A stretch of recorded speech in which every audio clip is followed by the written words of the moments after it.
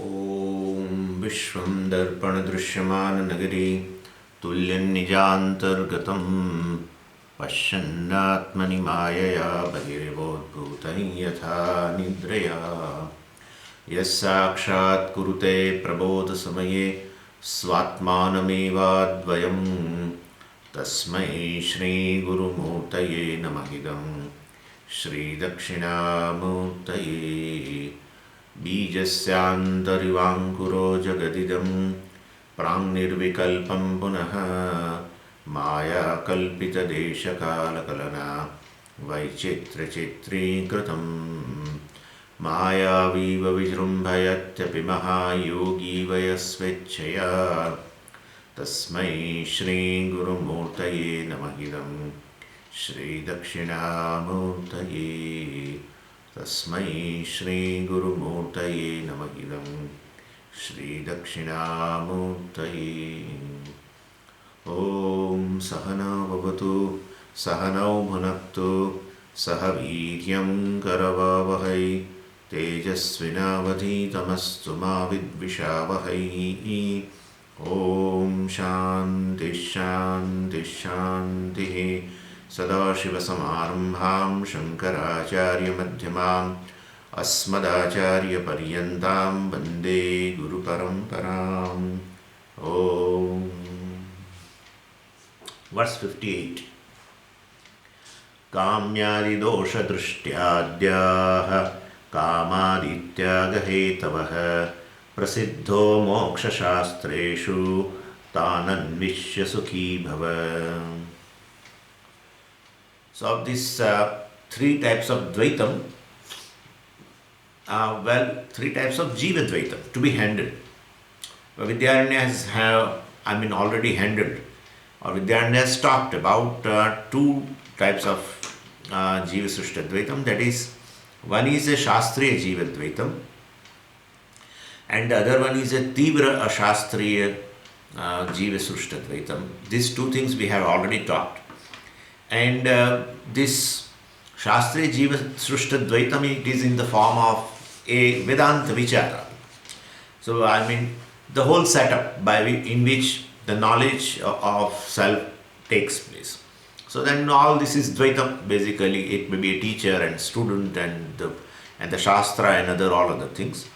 And therefore that is to be retained. And it is a means actually. So one is getting attached to that thing basically in order to gain moksha. And once you gain knowledge, then that becomes a non-binding pursuit. And so person, once he gains a knowledge and even he gains a nishtha also, still then he can continue teaching, he can continue study, etc. So it is all Jiva Srushta Dvaitam, but it is now Shastriya Jiva Srushta Dvaitam, but it is not binding now to that person. So Vidyaranya says follow this Vedanta Vichara, etc., Shastriya Jiva Srushta Dvaitam, and grow out of it. So that becomes a non-binding. And but Tivra Asastriya Jiva Srushta Dvaitam in form of Kama, Krodha, etc. is a big obstacle, and therefore it has to be removed. And how to remove? Well, there are two methods, and we discussed that. One is a dosha darshana. Just see any kind of a defect in an object of a pleasure or what you desire, basically, kamya vishaya. So there are three defects, and that is we have already seen that bandhakatvam, and then so it will bind the person. Atruptikaratvam, it will not give you a total satisfaction, etc. And dukkha mishritatvam, it gives a pleasure. Object of desire, when you gain, it gives you pleasure, but then definitely it is always mixed with pain, because you have to earn that object, you have to protect that object, because you definitely like that object in a certain way, in a certain shape, in a certain form, and that form keeps changing. That's how a new car gives you a joy. But then a little bit, even if it becomes a 6 months old, you won't get that joy. So basically, prapte, when you want to arjane dukkham, they call like that, arjane dukkham, rakshane dukkham, and viyoge dukkham. Arjanam means earning. Well, so you require a definitely object of pleasure you have to earn. Therefore, you have to put a lot of efforts for that. And then to keep in that particular form, also definitely you have to put efforts. You have to maintain that object in that particular form which gives you pleasure. And then, well, definitely viyoge, that is going to happen. So again, dukkha. So that is how dukkha mishritatva is there. So always it is mixed, it is adulterated with dukkha. And then second dosha is, I have told you, it won't give you everlasting happiness because the object is, but it's limited. So if being limited, it gives you a limited pleasure. And it basically, bandhakatvam means, well, definitely it binds you also. It makes you more and more dependent on that. So all these doshas are there, and therefore, so one method is, well, kama, krodha, etc. If you want to give it up, then see the doshas in the object of your desire. And second is, well, I have told you, in Mandukya Karika, Gaudapadacharya said that Dukkham sarvam anusritya kama bhogan nivartayet ajam sarvam anusritya jatam naivam pashyati, etc. etc. So basically it is mithya, it's a hollow thing actually. And hollow thing means it's just an appearance, and therefore it cannot give you happy. If it is a tangible object, well, we can consider that it is giving you pleasure, but it is not a tangible object.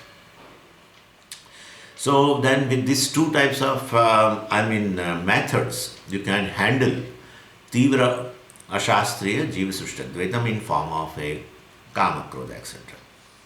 And then, well, we also, stopped at a point where I said in Kama and Krodha, well, there is a more of a Krodha actually we want to handle, let's say that way. So, and because like a seekers, basically seekers are of a Vedanta, this pursuit, Atma Jnanam, etc. definitely don't have too many desires. I'm sure they don't have many kamas. But this krodha remains. And therefore between kama and krodha, basically the seekers really want to handle the anger. And unfortunately, acharyas don't talk about it. Even Bhagavan does not talk about it. And therefore, definitely, we may feel that, well, what is the problem actually? Why they are not talking about? And so, so after going through entire Bhagavad Gita, you are in a search of basically a solution for anger. And you study the entire Bhagavad Gita and you won't find that solution. So you get angry with the Bhagavan also now. And therefore, and other acharyas also, even the Upanishads are silent about this particular problem. So everywhere in most of the Vedantic Shastra, teachings, they separately don't mention how to handle krodha. So then what is the problem actually that we would like to know? So well, we don't actually look upon this anger as a separate problem.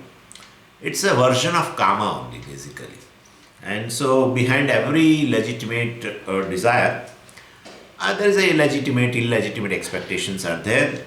And so our intensity of anger also is directly proportional to our degree of expectation. And so we have to handle our expectations, our desires, etc.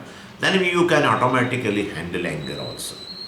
So, and there are separate methods to handle krodha. Even I think Puja Swamiji also has given, including auto-suggestion, and few methods are there. But it is like a first aid kind of a thing. To handle krodha independently, well, still, there are methods, but they are like first aid only. Real solution is handling kama only. And so Vidyaranya also does not handle krodha separately. He just lumped together and he says kama, krodha, these problems, etc. Handling kama, you can handle krodha. And well, moksha shastreshu prasiddha. I don't want to deal with that topic here because it has already been dealt, especially the problem of a kama, etc. has been dealt. We have given you the methods also in terms of dosha darshanam, mithyatva darshanam, etc. And so tan anvishya, Tan Anvisha. You look upon, you look into the Shastra for getting a solution for this Tivra Ashastriya Jiva Sushtadvaitam in form of Kama, Krodha, etc. And well, I can give you some reference in terms of, Bhagavad Gita, chapter 13, Amanittam, Adambittam, Ahimsa, Kshanti, any value, Devi Sampatti also in chapter 16 also, and that also, Abhayam Sattva Samshuddhihi, Jnana Yoga Vyavasthitihi, Danam Damasya Yajnasya, Swadhyayas Taparjavam, etc. So, all this, any Devi Sampatti, wherever it has been discussed, or values, etc., they are basically good enough.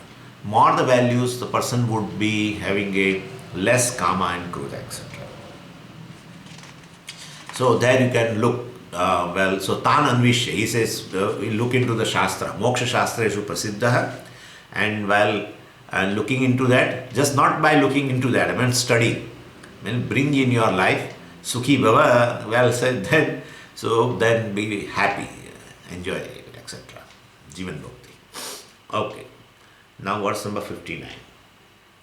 त्यज्यतामेव कामादि मनोराज्ये तु का क्षतिः अशेषदोषबीजत्वात् क्षतिर्भगवतेरिता. So with the previous verse, well, definitely this topic of Tivra Ashastriya Jiva Sushtadvaitam is over. From verse number 50 to 58, we have dealt with that.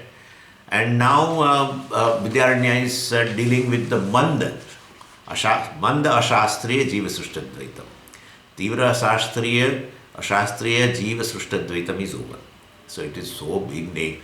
Just it is Kama Krodha only. But a very big name has been given. So when sometimes names are changed, we feel there may be a big idea behind that. But it is simple thing only. So in Acharya, most of the time they use a different names, but the content would be the same. Anyway, so now Manda Ashastriya Jiva Sushtadvaitam, well, it is nothing but in the form of Manorajyam. And then student is asking a question. Well, what is wrong with this Manorajyam? What is wrong with the fancies actually? If I don't have enough money to buy luxurious house, etc., at least I can build a palatial, mansion mentally and enjoy. What is wrong in that? I am not bothering anybody. I am not borrowing anybody money from anybody. I am not, I'm showing any kind of anger towards anybody if anybody does not give me money, lends the money, etc. Well, so why there is a problem? Why I should remove this Manda Shastriya Jiva Sushtadvaitam? And not only that, I can escape. We have seen that those doshas, So that dosha is also not there. Like public criticism, etc., ninda, etc. We have seen that. So here in Manorajyam, I can escape that public criticism because they will not know. In fact, they will put a garland in my in my neck because my eyes are closed because I am having a Manorajyam. Atmaratihi, Atmatruptasya, etc., etc. Atmani eva asantushtah. Tasya karyam na vidyate. And therefore, people will feel that I am really, have abundance in the Atma and my eyes are closed, etc. So why do you attack on this Manda Shastriya Jiva Sushtadvaitam? Kamadi hityajyatam. Well, if it is Kama Krodha, we have to look down upon that and we have to give away that. We have to run away from that. That I can understand because it is harming others also. My anger harms others also. And that get expressed at the verbal level, physical level, and therefore, and I am studying Shastra also, the people criticize me also, everything I understand that. But this is Manorajyam, and it is just in my mind, and I am not bothering anybody, I am not disturbing anybody, etc. And there will not be any public criticism, then why should I give it up? Manorajyam, let it be there. Manorajya ka kshatihi. In Manorajya, what is harm? So Vidyaranya says in Manorajyam also, there is no immediate problem. But if person keeps on rotating, basically that thought pattern, gradually it gets more and more power. It gets momentum actually. And once mind is saturated with that thought pattern, then it will overflow at the level of words, or at the level of at the level of a physical activity, etc. So mental pressure basically force him to act out whatever he imagines. And so Manda Shastriya Jivasushta becomes Tivra Shastriya Jivasushta. So no immediate problem. Actually, if you have a certain fancies, etc., there is no immediate problem, but it is a potential problem. So Ashesha Dosha Bijatvat. So it is Dosha Bijatvat. It is not a dosha, but Dosha Bija. So it's a dosha in a seed form. It is going to take a Tivra Shastriya Jivasushta. It will take place, but this is in a form of a seed.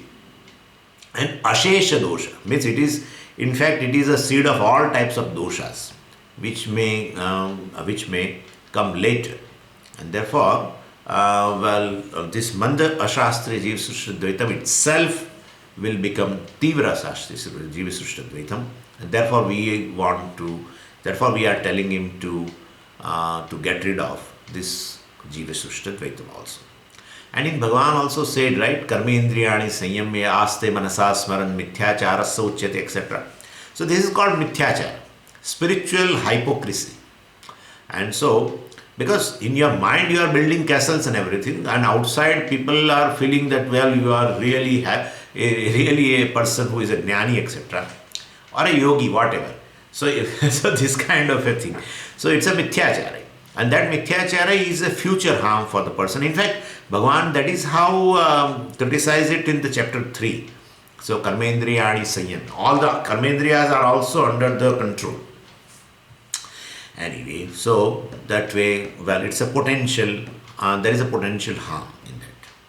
So Kshati means a damage. There is a Kshan Dhatu, and its meaning is to affect, to damage, etc. Kshati is a abstract noun. You must be aware of the word Kshataha. So Kshataha means a damaged, and Akshataha, so not damaged. So damaged rice is called Kshataha. Akshataha means you have to take the whole rice for especially puja. You can't use the broken rice actually. So anyway, so Bhagavan also, Bhagavata Irita, he says, well, Bhagavan himself has told, and that is what I told you in, that is, Bhagavan has discussed this Manda Ashastriya Jivasushta Dvaitam very nicely. Where? So that now that will come. He himself will quote. Vidyaranya is quoting. Dhyayato Vishayan Pumsah Sangasteshu Pajayate Sangat Sanjayate Kamah Kamat Krodho Bijayate. So, Dhyayato Vishayan Pumsah. This person. Dhyayataha Pumsaha Vishayan. For the person who is meditating on objects of pleasure. Okay? So this is Manorajyam. Vishaya Dhyanam is the first step. That is called Manorajyam by Vidyaranya. Bhagavan said Vishaya Dhyanam. Vidyaranya says Manorajyam. Just dwell upon objects. That's all. Nothing. Like you have visited a certain place. We have discussed this, chapter 2 in detail, right? So, this Vishaya Dhyan, just dwell upon in your mind. That's enough. And then, meditating upon the sense pleasures, mental enjoyments, etc. Sangaha upajayate. So then, definitely Manorajyam will lead to fancies for actual enjoyment. So that's the second step. Vishaya Dhyanam will lead to a fancy in your mind. See, first the object comes to your mind again and again. Then you start enjoying that object, the company of that object, etc. Well, that is called Sangaha. Sangat Kamaha. And from there, well, definitely a desire will arise. That I want that object, actually, physically. So, first is a thought of object. Second is a fancy, mental enjoyment. Third is a desire. And then once desire comes, well, you will fulfill. And if you cannot fulfill, what will arise? Kamat Krodha. And therefore, if you cannot fulfill, the anger will come. If you can fulfill, well, lobha, greed will come, etc. More and more you want to enjoy the object, etc. So anger towards everyone can come. If anyone which comes in a way of becomes an obstruction for enjoying that object, well, you will be angry, including Ishvara also. Therefore, you wanted money and you did not get money, etc. Or you wanted a car and you did not get car, etc. Whatever. So, well, the krodha will be there.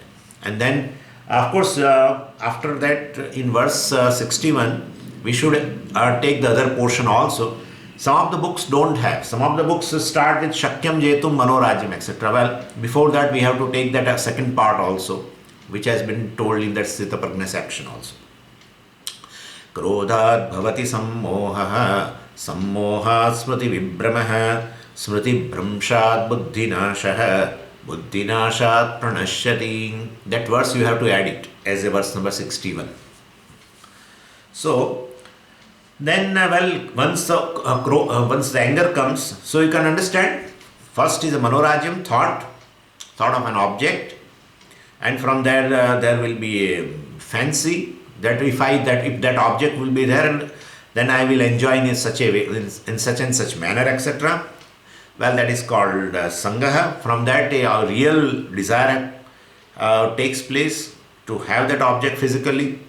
So, kamaha. If you cannot fulfill kamaha, well, the anger will arise, and after that, what will arise? That is told. That has been told here. So, krodhat bhavati sammohaha. From anger, there is a temporary delusion arises. Once you become angry, dharma viveka or satyamithya viveka, that also may be there in your mind, because you may be studying all shastras also. So, satyamithya viveka, dharma viveka, etc. Well, there will be a delusion. You cannot do that viveka. That is called sammoha. Sammohat smriti vibhramaha. Smriti, whatever we have studied, smriti vibhramaha means whatever we have studied, that is blocked. You know, it's like a virus affected computer. You cannot access anything from that computer once it is affected with the virus. So definitely, so from the temporary delusion, anger leads to temporary delusion, you cannot do viveka, and that will lead to this smriti vibhramaha, means whatever you have studied, that gets blocked. You can't access the knowledge which you have, pertaining to shastra, etc. They say pustakastha ya vidya parahaste cha yad dharam avashyakale samprapte nasa vidya natad dhanam. Very beautiful subhashitam is there. So, basically, pustakastha ya vidya, the vidya which is there in the books or in the hard disk or in the audio tapes or whatever, wherever the vidya is, that book get moksha, even the audio tapes get moksha, but this person does not get, because pustakastha, vidya is there, but it is pustake tishtate iti pustakastha. It is there in the book, it is not there here. So this is called smriti vibhramaha. Whatever your knowledge is there of years together, that won't come to your help. Anyway, parahaste cha yadhanam, etc. So you basically, money is with somebody. Like, a husband-wife goes together, and sometimes she keeps money. And this person feels that, okay, she is there, I don't keep money. And then it happens so that, the person basically has some work, and he told his wife that you go home, I will come little late. But he forgot that he doesn't have any money. And then now he wants to catch a auto. Then he realized that he doesn't have a pocket itself. So this is how it is. Parahaste yadhanam. The money which is there in others' hand, and you are stranded on the road, you need money, but it won't come to your help because you don't have. You have earned money, and maybe you are standing on the road, opposite that there is a bank also, in which you have a deposit also, but it won't come to your help. So this is called. So pustakastha yavidya parahaste yadhanam. Avashyakale samprapte, whenever you need, well, it doesn't come to your help. That's not good. So Smriti Vibhrama means your knowledge does not come to your help. How it arises? It arises from delusion, temporary delusion of, you cannot do viveka. That temporary delusion arises from anger. Anger arises from unfulfilled desire, and that desire arises from basically that fancy, because you have enjoyed object mentally, and that fancy arises because you have dwelt upon object in your mind for some time. That's how Manorajyam can lead to ultimately to your disaster. Smriti Vibhrama means forgetfulness of this knowledge. And once forgetful means what? Smriti Bhramshat Buddhinasha, Bhagavan said. Buddhinasha means such things, such events or such incidents occur again and again. So, if it happens once, you can, some misbehaving in crisis, etc. Well, then it can give you a red signal actually, and then you can take some steps. But once you become a complacent actually and used to repeat the mistake, and then temporary forgetfulness become permanent loss. So Smriti Vibhrama, that's a temporary, that knowledge has not come to your rescue. But now Buddhinasha means it's a permanent loss. So Buddhi will permanently lose the Viveka Shakti and that Jnana. It has gone. And then what? Buddhinasha Pranashyati. This person has been spiritually destroyed. That's how Manorajyam immediately cannot be called as a dosha, but it is a seed form. It is a potential disaster, let's say, which can ultimately lead to a destruction. So if Manorajyam be allowed, it will damage later. So nip in bud itself, and as some patterns of thinking, actually there are certain thought patterns in every individual. And depending upon the situation, depending upon the individual who has undergone varieties of the experiences, everyone has undergone varieties of the experiences, and from there a particular thought patterns are there, and which are occurring again and again, and we should have a regular monitoring for that. So, occupy, what should I do? But then Manorajyam arises and it can lead to this disaster. What should I do? So they say, occupy the mind with some constructive thoughts. So you can't directly actually stop, this Manorajyam, etc. You cannot stop because the steps are also very fast. So a thought arises of a particular thought, from that fancy, from that desire, from that fulfill means greed, if it cannot fulfill anger, from anger, everything. That is so fast, and therefore you cannot control. So basically such thought patterns are there and you cannot just stop them. You have to divert towards constructive thought patterns. So occupy your mind with really healthy diversions. So may you handle Manorajyam. So they say very beautifully, there is another Subhashitam, Jatamatram nayat shatrum vyadhim va prashamam nayet atipushtanga yuktopi sapaschat tena hanyate. So Jatamatram nayat shatrum, the shatru, enemy as it is arising, there itself you have to win over him. Vyadhim va.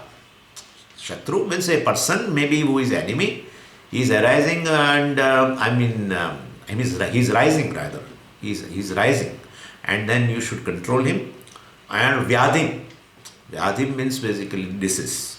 And so, that also you have to, in initial stage only, you have to control it.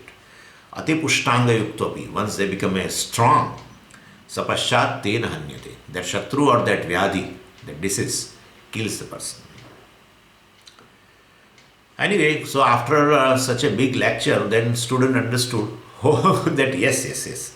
I understood Manorajyam is harmful. I thought it is Manorajyam, it is in my mind, I can build castles, etc. I am not harming anybody, nobody can criticize me, etc. In fact, they will worship me if my eyes are closed for half an hour, etc. Then, but now I understood that it is very, very harmful, and I should be very honest to myself. And so hypocrisy it's a cheating to myself. Everything I understood. But then how to handle this Manorajyam? Because you said that you should handle, and I understood it also, you have explained also, but show me some steps by which I can handle this Manorajyam. So now Vidyaranya gives a remedy for this. Verse number 62. I am telling 62, in some books it may be 61, but we have added that verse, you should remember that. Shakyam jetum manorajyam nirvikalpa samaditah susampadah kramat sopi savikalpa samadhina. So, remedy is what? Remedy is the nididhyasana. Why? Because already this person is a madhyamadhikari. We have to remind ourselves. And so Shravanam Mananam has been done by this person. And so what is left over is now nididhyasana. But we have talked about the varieties of the nididhyasanam, and one type of nididhyasanam is being aware of my thought patterns. And I should know, what are the events happening in my mind. And we are not aware of many things happening in our mind basically.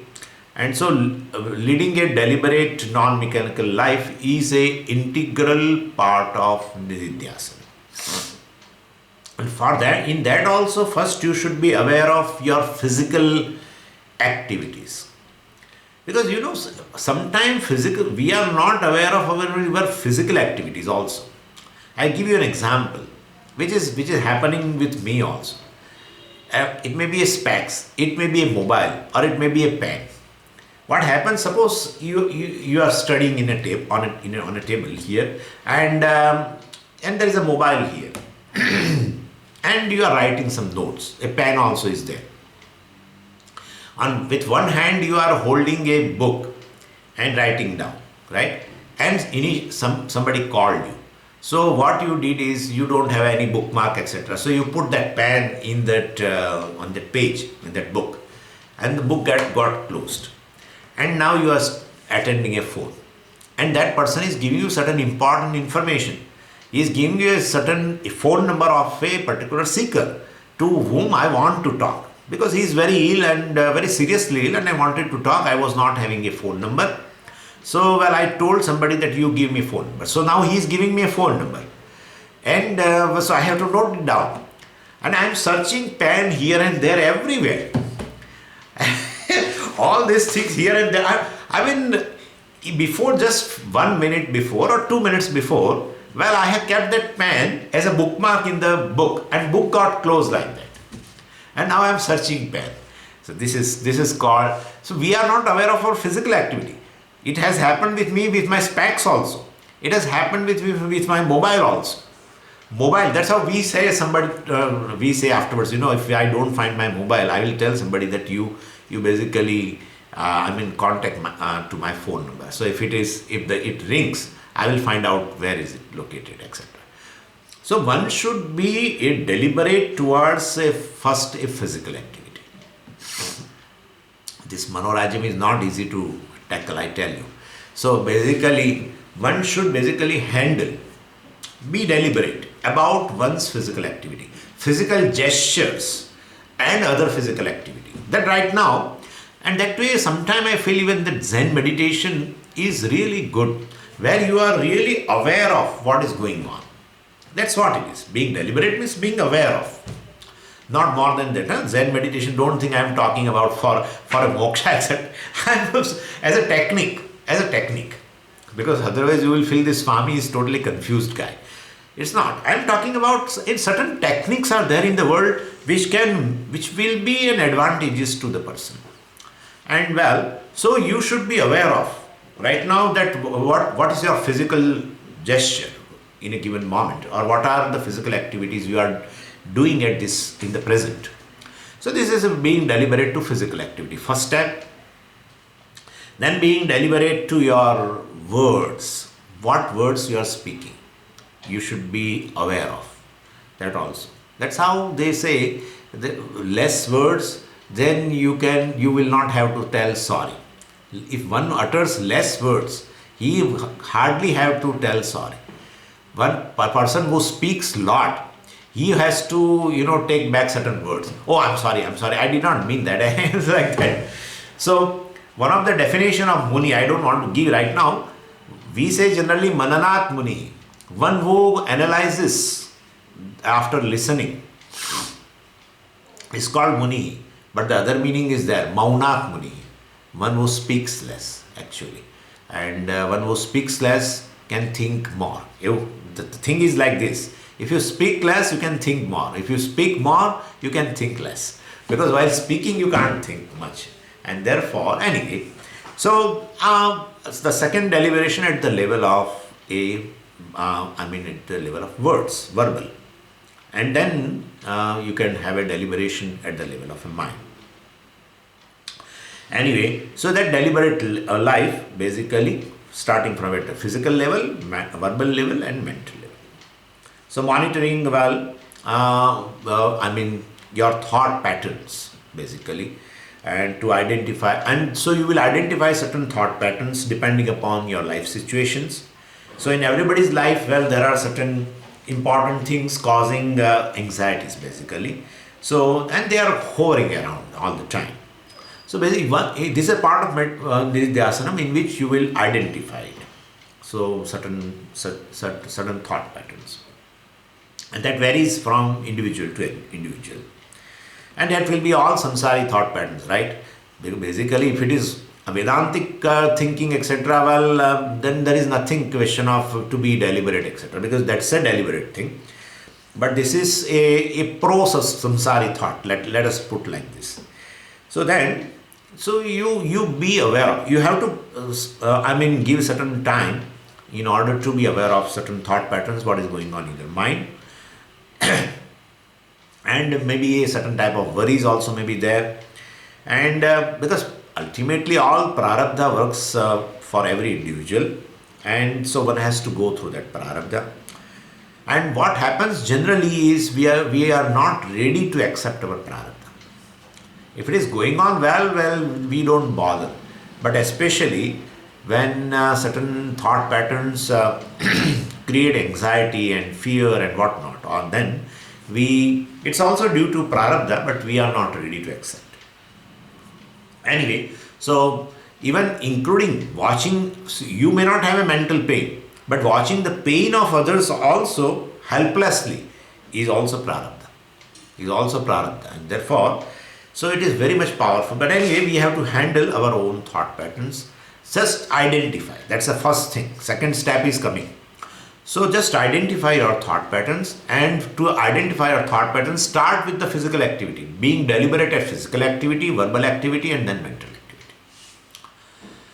And so this is a first and foremost, Nididhyasanam is a deliberate, alert life at all the three levels. This is a non-sitting meditation, because while working itself, etc., you can be aware of what you are doing, what you are speaking, what is going on in your mind. This Nididhyasana does not require that you have to sit at a particular place. Being aware of just your thoughts, what is going on during activity.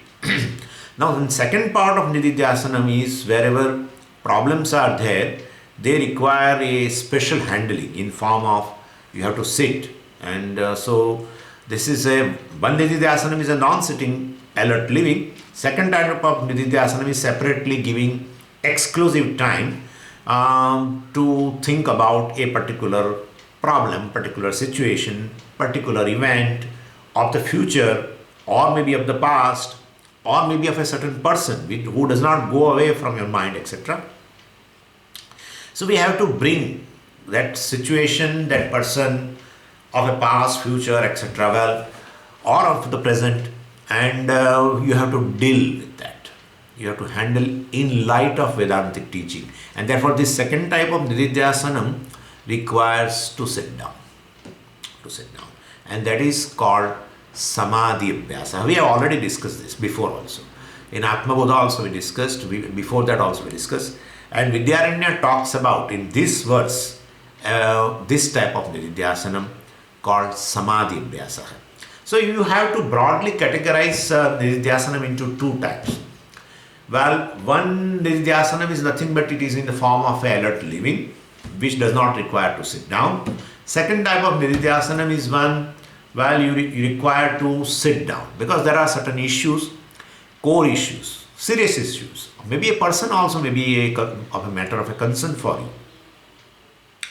And so Vidyaranya talks about this Samadhi Vyasa, and in which, well, I have to remain in that thought pattern for a length of time, get absorbed into that thought pattern for a length of time in order to resolve it. So I accept particular situation, etc., and I am willing to exhaust. That's a prarabdha actually. Again, it's a prarabdha. Anything comes in your life is basically prarabdha only. So, well, I am willing to exhaust that prarabdha, and watching others' pain, I told you, is a prarabdha, which is another type of a pain actually. That's a prarabdha. Watching others' pain, you become painful. Is a prarabdha. And therefore, if I can give you an example of a Dharmaputra also. Dharmaputra spoke a lie. Ashwathama hatah kunjarova narova, etc. Ashwathama hatah. He spoke a lie. Actually, he was knowing that, elephant called Ashwathama was killed.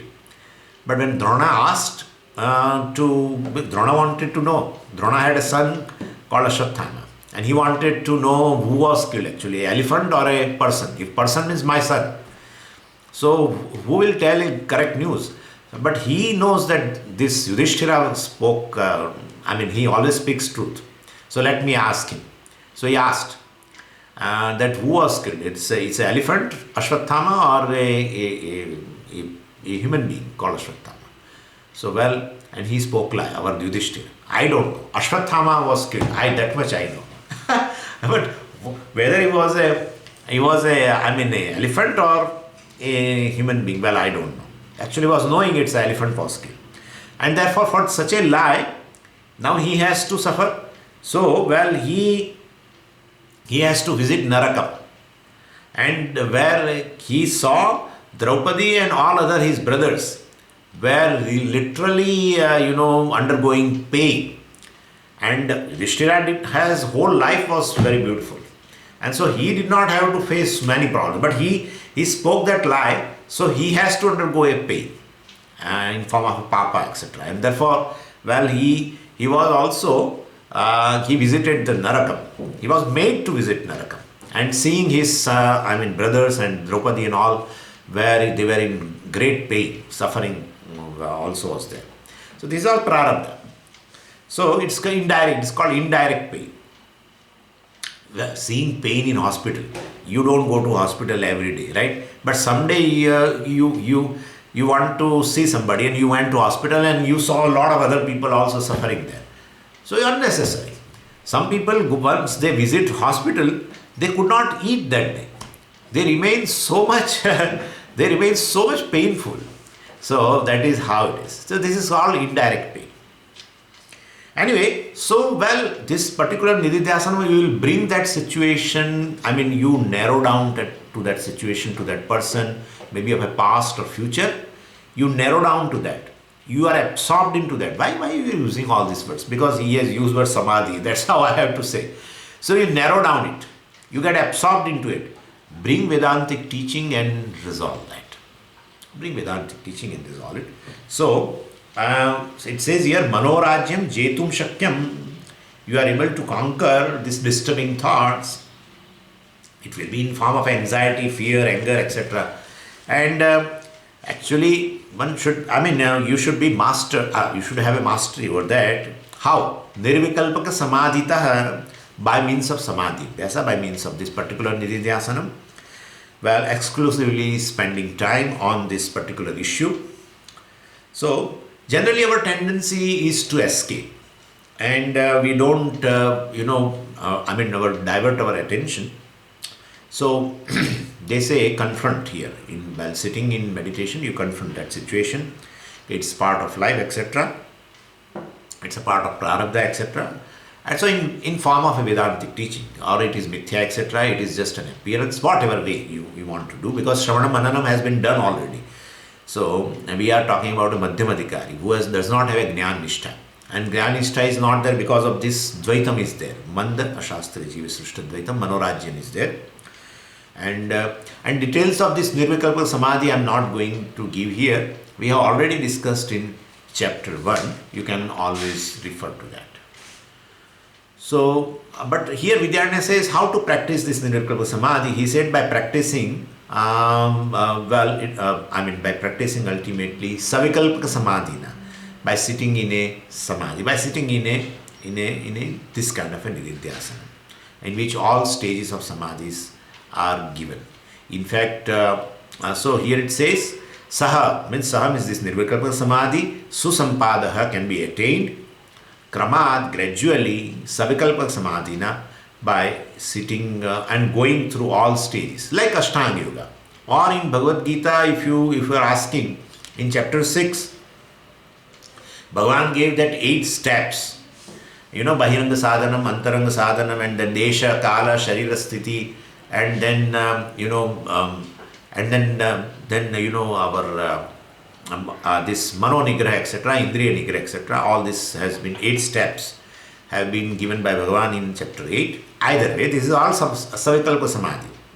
So Savikalpa Samadhi itself will lead to ultimately absorption of a thought called Nirvikalpa Samadhi, and in light of that Vedantic teaching which you have, ultimately that will get resolved.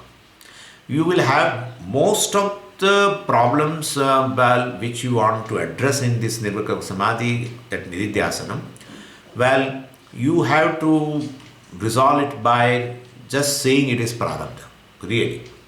Hardly any issue will be there which you can really go into that and address it. Rest of that, you will have to tell it is Prarabdha. Whatever has happened has happened. Whatever is going to happen also is all due to Prarabdha. So most of the time you will have a one solution only. But those situations or those people or those situations of a past, future, incidents, whatever, well, they hover in your mind and disturb you all the time. So that's how you have to address them. And then once you address, they will resolve. So this Savikalpa Samadhi Abhyasa itself will lead to absorption of a thought. And that resolves. And Bhagavan said very beautifully in chapter 6, Yathadipo Nivatastaha Nengate Sopamasmuta Yogino Yata Chittasya Yunjato Yogamatmanaha.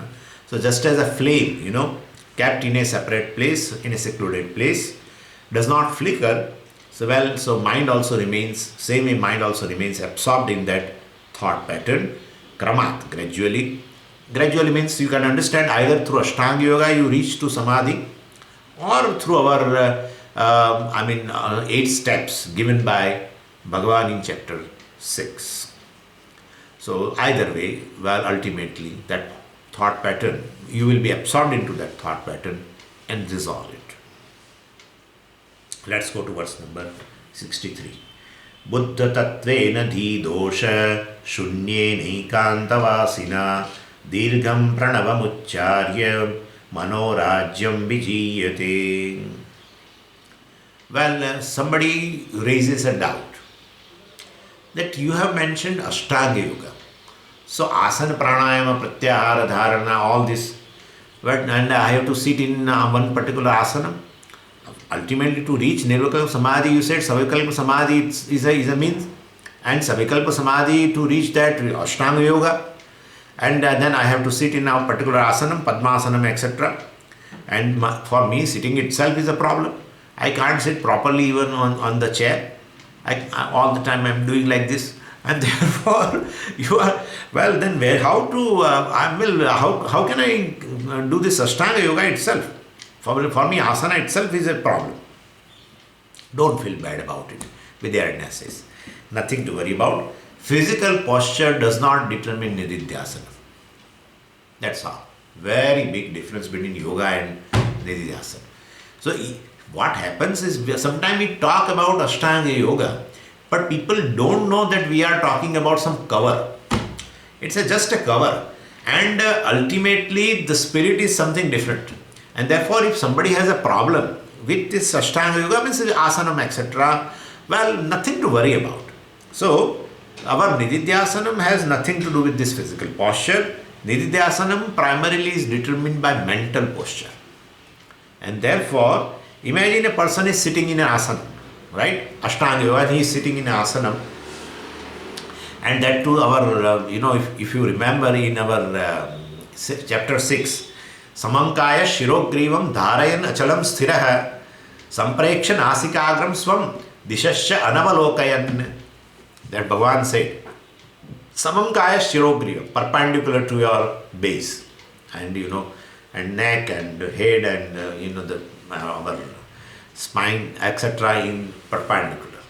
And Samankaya Shirogrivam Dharayan Achalam Sthiraha, and and looking at the tip of the nose, etc., etc. And don't see on both the sides, etc. All these things are there. So even suppose a person is sitting like this in this posture, and but his mind is worrying about something else. He has no interest in the Nididhyasana. He has an interest in lowering the interest rate. And therefore, he is interested in a rate of interest decreased by the government. And therefore, that is his worry actually. So what is the use? So therefore, we don't accept Ashtanga Yoga as a part of Nididhyasana. So, because definition of Nididhyasana is Brahma Vishayaka Manasa Vyaparaha, and therefore thought pattern centered on the Vedantic teaching, etc. And therefore Ashtanga Yoga is just a shell. And therefore it's like, removing the hunger. What is important? Eating food is important. Plate is not important. For some people, plate is very important. Then it is a big problem. So for eating food, you require plate. We don't deny it. But we can't overemphasize the importance of plate, right? In place of a plate, you can have a hand also, or you can have a plantain leaf, etc. Anything can be there.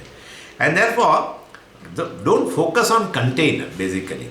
What you require is a food for removing hunger. Same way, what we require is basically here, a thought pattern, certain thought pattern, which is a nuisance for me, which is just a manorajyam, and it can turn to a tivra ashastriya jivasushta dvaitam, which can get expressed at the level of words or at the level of a physical activity, etc. And that leads to my destruction. I want to avoid it. I want to, nip at the bud itself. And so I want to handle it.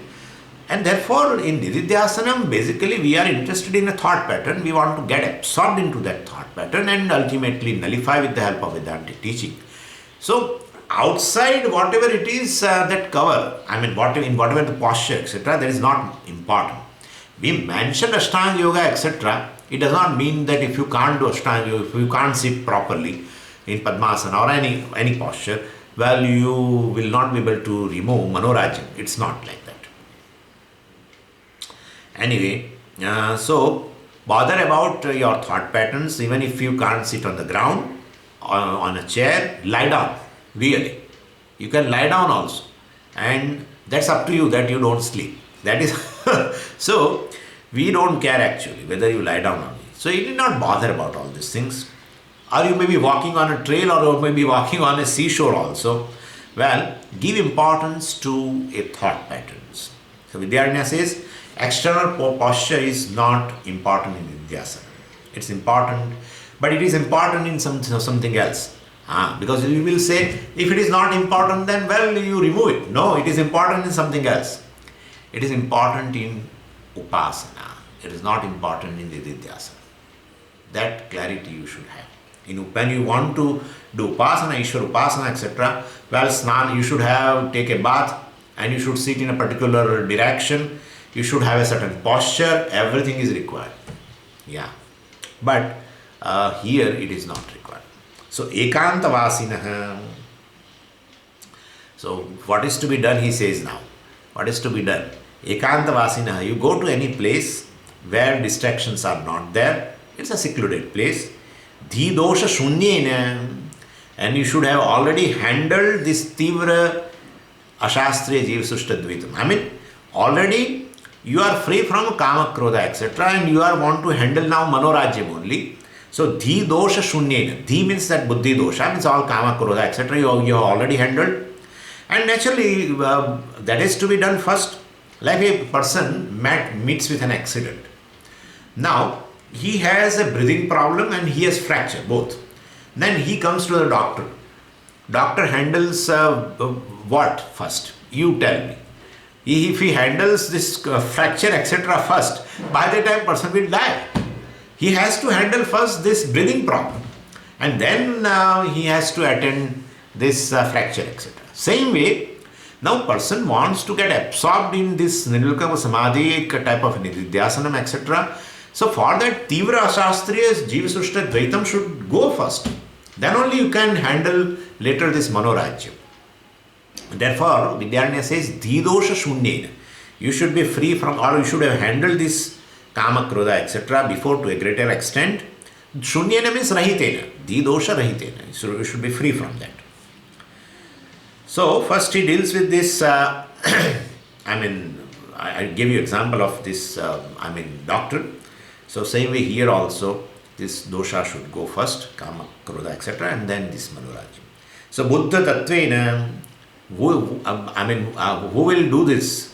Buddha Tattvena means one who has done a Shravanam and Nididhyasana. Buddha Tattvam means basically, Buddha means you are knower. Tattva means Atma, truth. So you know the truth. So here Shravanam and Mananam, well, one who has done Shravanam and Mananam sufficiently, one who is a Madhyamadhikari, and that's how we are able to talk now Nididhyasana. Otherwise, how will you talk about Nididhyasana?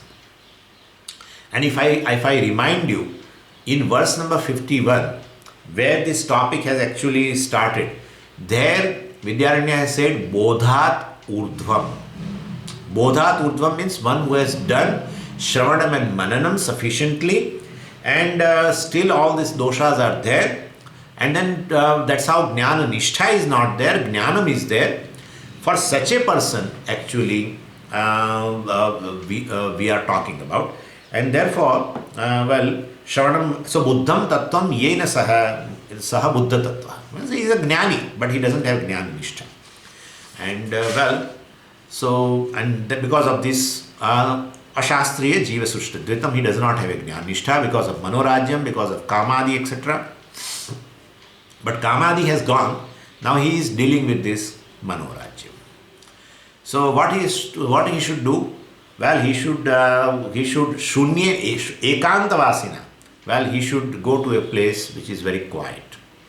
No TV, no Facebook, no YouTube, no WhatsApp. He is going to tell how to do this Nididhyasana. And Manorajyam Vijiyate, by bringing to the surface the complaints. His mind used to complain, but he was very, preoccupied with the external activity. Now he has come to the very secluded place, and now he brings back. He is asking to his mind, what are your problems? Tell me now. So, like that, So then, this problem, that problem, mind starts. Mind is basically a child. It starts complaining. This is a problem, that is a problem, etc., etc. It starts. And when he was active, then it was an escapism. He was not paying attention to all these mental problems. Now he is addressing it. So there is no way of escapism. You have to address each problem. And for most of the problems, as I told you, the solution is prarabdha. And so it will go. It will go in course of time. Some of them you can approach, but generally this Manorajyam can be called, we generally use another word also, Vikshepaha. So Kama Krodha means Malam, and Manorajyam is a Vikshepa. And this Vikshepa is to be mastered by bringing and accepting Prarabdha. That's the only solution. Try. You can try and then later ask me question. So before you start Nididhyasanam, this type of Nididhyasanam, what you should do, that also Vidyaranya says. Dirgham Pranamam Ucharya, chant long Omkara. Generally long Omkara means what? 6 matras, 12 matras. What Omkara we chant is a 4 matras. Actually Omkara is a 3 matras, but we chant little more, right? Om, Om. So it is not 3, it is actually little, we are elongating. And therefore it is 4 matra. But here it says Dirgham Pranamam Ucharya.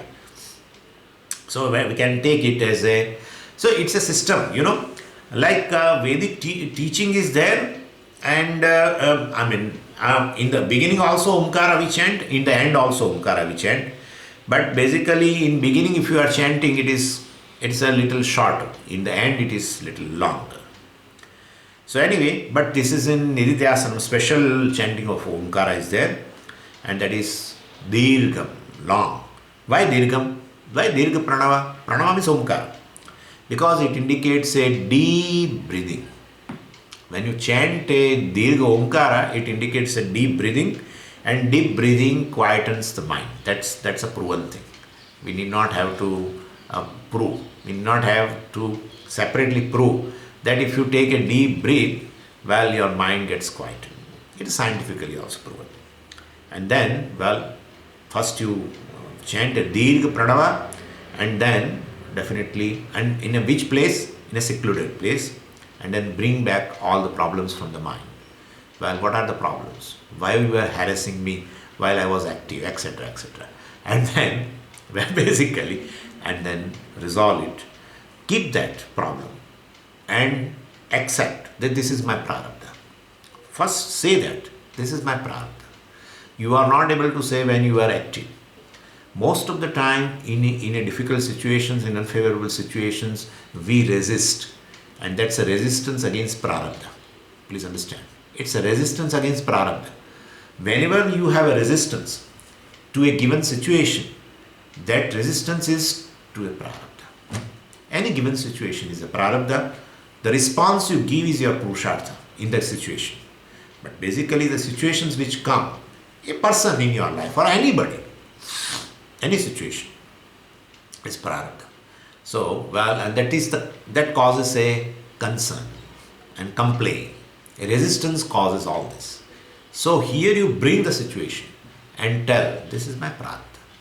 And everyone has their prarabdha, and prarabdha is always a mixture, and sometimes good, bad, favorable, unfavorable, etc.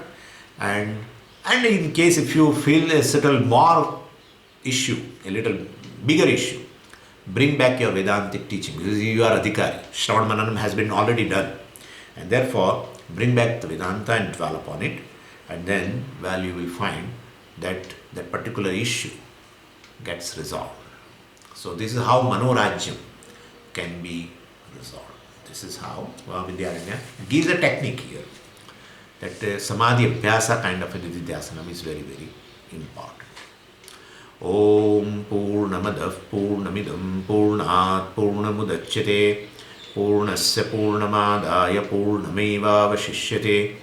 Om Shanti Shanti Shanti. Hari Om Shri Gurubhyo Namaha. Hari Om.